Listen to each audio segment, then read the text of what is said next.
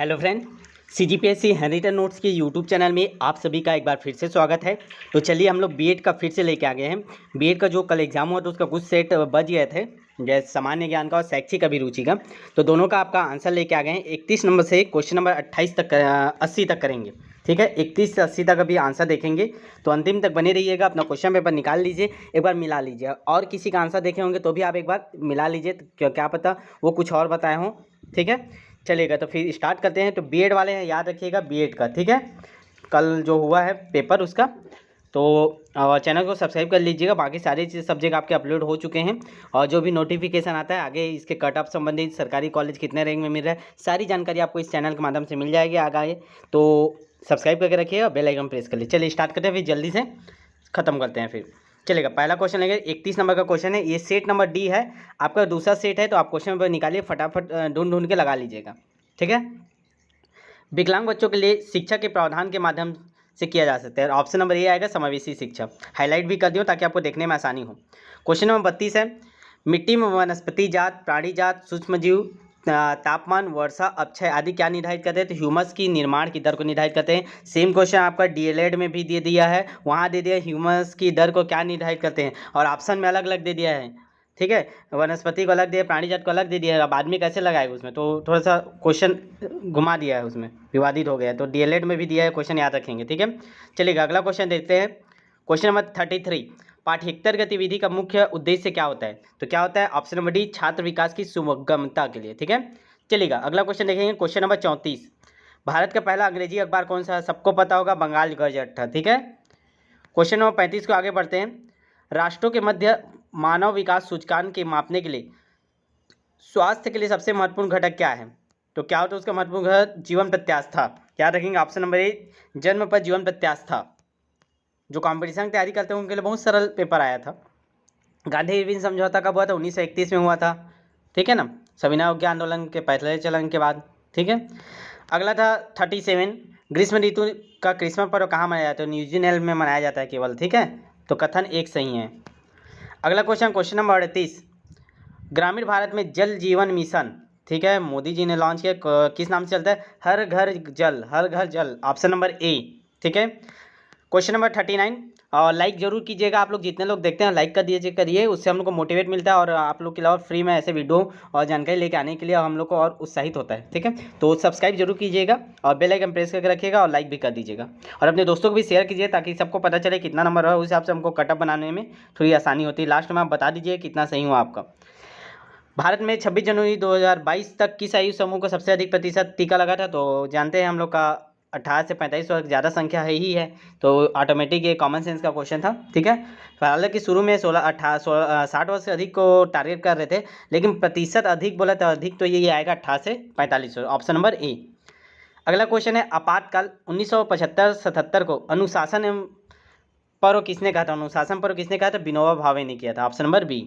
चलिएगा अगला देखेंगे।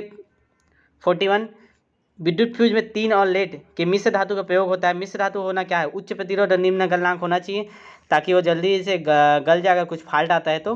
ठीक है, और फ्यूज कट जाए, तो ये होगा 41 का ए।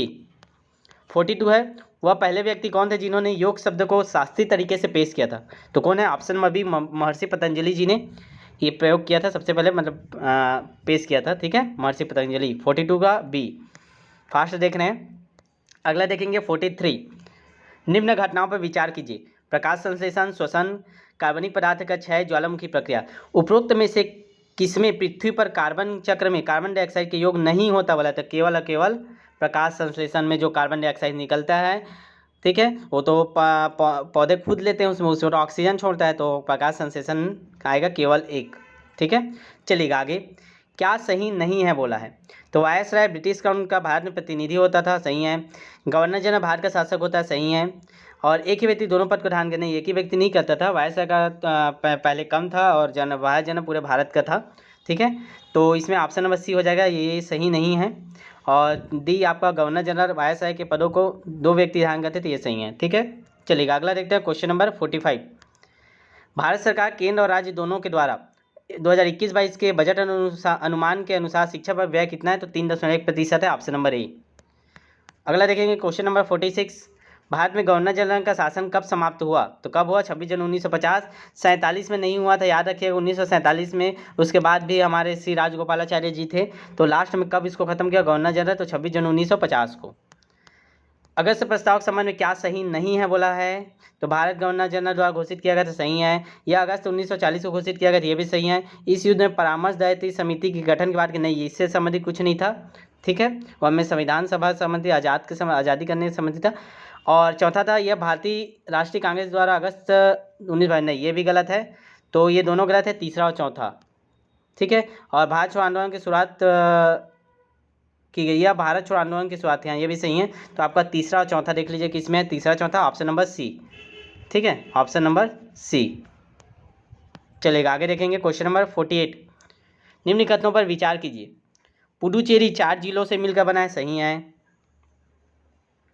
यह केंद्र शासित प्रदेश है, ये भी सही है। माहे अरब सागर पर स्थित है, ये भी सही है। पुडुचेरी यानम कराईकल बंगाल की खाड़ी पर स्थित है, ये भी सही है। ये फ्रांस उपनिवेश हुआ करता था। तो ये सारी चीज़ें सही हैं। तो ऑप्शन नंबर डी हो जाएगा सही कथन, सभी सही कथन है। आते हैं क्वेश्चन नंबर 49, ठीक है। इसके बाद शैक्षिक अभिरुचि भी करेंगे, तो अंतिम तक बने रहिएगा। एक स्कूल एथलेटिक्स व्यायाम कार्यक्रम का मुख्य उद्देश्य क्या होता है? तो ये ऑप्शन नंबर सी, शाला में स्कूल भावना, अच्छे स्वास्थ्य और खेल भावना का विकास करना, ठीक, चलेगा। क्वेश्चन नंबर 50, भारतीय रोबोट व्योममित्र को विकसित किया है। व्योममित्र कौन विकसित किया है? तो इसरो द्वारा विकसित किया, याद रखेंगे, ठीक है। करेंट का क्वेश्चन था ये भी, कई बार इसको व्यापक में कई क्वेश्चन पूछा गया है। तो ये होगा 50 क्वेश्चन। अब आगे हम लोग करेंगे शैक्षिक अभिरुचि। तो एक बार लाइक कर दीजिए जो लाइक नहीं किए हैं, ठीक है। और चैनल को एक बार लास्ट देख के ही जाइएगा सब्सक्राइब है कि नहीं, ताकि आपको नोटिफिकेशन मिल जाए। बगल में जो घंटी बना हुआ है ना, उसको प्रेस करके ऑल नोटिफिकेशन ऑन कर लीजिएगा। तो स्टार्ट है शैक्षिक अभिरुचि, निकाल लीजिए, चेक करते हैं फिर। पहला क्वेश्चन 51, निम्नलिखित में कौन सा अनुदेशात्मक सामग्री नहीं है? तो कौन सा अनुदेशात्मक नहीं है? तो ट्रांसपेरेंसी नहीं है, ठीक है। जो ट्रांसपेरेंसी है वो अनुदेशात्मक सामग्री नहीं है।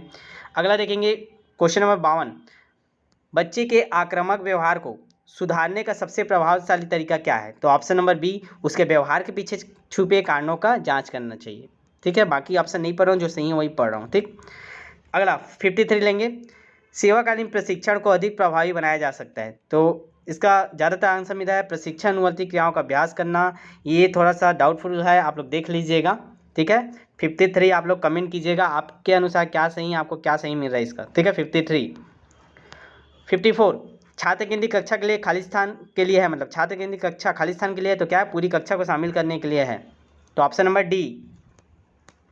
अगला देखेंगे क्वेश्चन नंबर 55, निम्नलिखित में कौन सा अधिगम शैली का उदाहरण नहीं है? तो कौन सा नहीं है? तो दृश्यात्मक अधिगम शैली का उदाहरण नहीं है।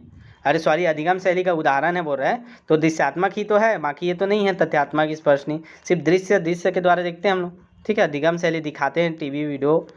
चलिए अगला देखेंगे क्वेश्चन नंबर 56, निम्नलिखित में कौन सा प्रक्षेपित सामग्री के अंतर्गत आता है? तो क्या आता है? अधिपारदर्शक लालटेन, ठीक है, प्रक्षेपित सामग्री, 56 का सी। अगला देखेंगे 57 का, छात्रों की सीखने से संबंधित समस्या का उत्तम उपाय क्या है? तो निदानात्मक शिक्षण, तो 57 का हो जाएगा ऑप्शन नंबर डी। अगला देखेंगे 58, शैक्षिक अनुदेशन का सबसे प्रभावी साधन क्या है? तो क्या है इसका आंसर, क्या होगा? ऑप्शन नंबर सी, श्रव्य दृश्य, ये सबसे बेस्ट रहेगा, क्योंकि दिखेगा भी सुनेगा भी तो बच्चा जल्दी सीखेगा। तो श्रव्य दृश्य सामग्री, 58 का सी। 59 में आते हैं, मनोविज्ञान शिक्षा का आधारभूत विज्ञान है, ये कथन किसने दिया है? तो B.F. स्किनर ने दिया है। तो 59 का हो गया ऑप्शन नंबर बी। चलिएगा मिलाते जाइएगा, जो नए होंगे जरूर सब्सक्राइब करके रखिएगा चैनल को। निम्नलिखित में कौन प्रभावी स्कूल अभ्यास का एक उदाहरण है? तो व्यक्तिगत शिक्षा, प्रभावी स्कूल अभ्यास का, ठीक है। चलिएगा आगे देखते हैं क्वेश्चन नंबर 61, प्रकृति पोषण विवाद खाली स्थान संदर्भित करता है। तो क्या करता है? अनुवांशिकी और वातावरण को संदर्भित करता है। चलिएगा 62 देख लेते हैं, निम्नलिखित में कौन सी एक उत्तम उपलब्धि परीक्षण की विशेषता नहीं है? तो वह अनिश्चितता नहीं है, बाकी सब ये विशेषता है। तो ऑप्शन नंबर सी हो जाएगा, नहीं है बोला है तो अनिश्चितता नहीं है, किसी भी चीज़ में अनिश्चितता है तो हम लोग का उत्तम विशेषता नहीं होगी, ठीक है। चलिए क्वेश्चन नंबर 63 देख लेते हैं, निम्नलिखित में कौन सा उपयुक्त रचनात्मक मूल्यांकन कार्य नहीं है? तो क्या है? छात्रों की रैंकिंग करना ये अच्छा नहीं माना जाता, नहीं करना चाहिए छात्रों की रैंकिंग, ठीक है। ध्यान दीजिएगा, टीचर बनेंगे आप लोग भी, तो तू गधा है तू होशियार करके तू पहला है तू दूसरा का रैंकिंग मत कीजिएगा, ठीक है। चलिएगा 64 देखते हैं, यदि किसी शिक्षक को उत्तर पुस्तिका के मूल्यांकन में विश्वसनीयता स्थापित करना है तो उसे क्या होना चाहिए, वस्तुनिष्ठ होना चाहिए। ठीक है, हर पक्षों पे बात करना चाहिए उसका, तो अच्छा होता है। खंड खंड में चेक करना चाहिए आंसर को, वस्तुनिष्ठ होना चाहिए। अगला देखते हैं क्वेश्चन नंबर 65, समान शैक्षिक अवसर का अर्थ क्या है। तो देखिए, शिक्षा का वह प्रकार जिसके लिए समान अवसर, जिसके लिए कोई भी उपयुक्त है, सबको समान अवसर मिलना चाहिए। प्रत्येक बच्चे के लिए शैक्षिक मानकों की समानता होनी चाहिए, बिल्कुल सही। सभी बच्चों को शिक्षा प्राप्त करने का समान अवसर मिलना चाहिए, भी सही। तो ऑप्शन नंबर डी, उपरोक्त सभी। 65 का उपरोक्त सभी, ये सेट डी है ना, आप अपने हिसाब से अपने मिलाइएगा क्वेश्चन खोज के। क्वेश्चन नंबर 66, एनसीएफ 2005 के अनुसार सीखने का स्वरूप क्या है, सक्रिय और सामाजिक होना चाहिए। बच्चा सक्रिय रूप से भाग लेना चाहिए और समाज में जो भी उसकी आवश्यकताएं हैं उसके अनुसार उसको शिक्षा देना चाहिए। 67 देखते हैं, निम्नलिखित में एक विद्यालय के लिए सबसे बड़ी समस्या क्या है। तो सबसे बड़ी समस्या अच्छे शिक्षकों का अभाव होता है। ठीक है, चलेगा। 68 देख लेते हैं, वंचित समूह के छात्रों को सामान्य छात्रों के साथ पढ़ाया जाना क्या है। तो देखिए, एक तो ये एकीकृत शिक्षा आ सकता है, और विकलांग बोलेगा तो समावेशी आएगा। तो इसको आप लोग देखेंगे, एकीकृत लेना है कि समावेशी लेंगे आप। ठीक है, एकीकृत ज़्यादा सही लग रहा है। ठीक है, बाकी वंचित समूह बोल रहे हैं ना, विकलांग के लिए समावेशी लेते हैं। बाकी आता दोनों है, सेम टाइप का है, तो इसको देख लीजिएगा आंसर क्या ले रहा है व्यापम इसमें। ठीक है, चलेगा। 69 देखते हैं, एनसीएफ 2005 की व्युत्पत्ति खाली स्थान से हुई, तो रचनावाद। एनसीएफ 2005 है और रचनावाद के सिद्धांत पर आधारित है। ठीक है, आपको किसी भी क्वेश्चन में डाउट होगा ना, या मैथ्स रीजनिंग का जो भी आपको सॉल्यूशन चाहिए रहेगा, आप लोग व्हाट्सअप मैसेज कर दीजिएगा। एक बार व्हाट्सअप नंबर नोट करेंगे क्या, चलिए बता देता हूँ, एक बार नोट कर लीजिए। 75 83 86 44 61। आप इसमें ना मैसेज करके जुड़ भी जाइएगा हमारे स्टेटस प्रोग्राम से। आप मैसेज करिए सर नंबर सेव कर लीजिए करके, तो आपका नंबर सेव कर लिया जाता है हम। फिर आप जो भी आपका नोटिफिकेशन जो भी इससे संबंधित, और आपके आगे अमी व्यापम पीएससी जिसका भी तैयारी का, सारे आपको नोटिफिकेशन आपको दिखते रहते हैं स्टेटस में। तो नंबर देखेंगे 75 83 86 44 61 7583864461। सेव कर लीजिएगा, नंबर लिख लीजिएगा बगल में। ठीक है, चलिएगा। क्वेश्चन नंबर 70 देखेंगे, मनोविज्ञान प्रारंभ में निम्न में से किसका अंक था। तो किसका अंक था, दर्शन शास्त्र का अंक था। ठीक है, मनोविज्ञान प्रारंभ में निम्न में से किसका अंक था, दर्शन शास्त्र का। अगला क्वेश्चन देखते हैं, यूनेस्को प्रकाशन में दिए गए व्याख्या के अनुसार शिक्षक की व्यावसायिक आवश्यकता क्या है। तो विषय की दक्षता और शिक्षण में सक्षमता, ये उसकी व्यावसायिक आवश्यकता है।